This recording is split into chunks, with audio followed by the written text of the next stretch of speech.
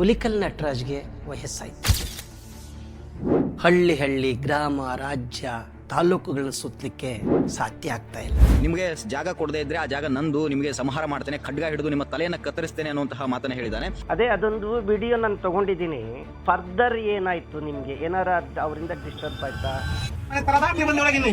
ಜಾಗ ನಂದು, ಜಾಗ ನಂದು, ಜಾಗ ನಂದು, ನಾನು ಬಿಟ್ಟು ಮೂರ್ನ ಜಾಗ ನಿನಗಲೋ ಅಂತೇಳಿನಿ.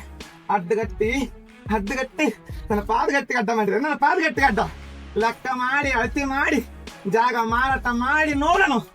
ಜಾಗ ತಗೊಂಡವನ್ನ, ಜಾಗ ಕೊಟ್ಟವನ್ನ ತ್ರಿಶೂಲ ಕಡ್ಡಗಂಡ ನಿಂತು ಕುಂತ ಉಂಡ ಚಂದ್ರ ಕುಪ್ಪನ ಹೊತ್ತಿನ ದುರ್ಗವನಲ್ಲೋ.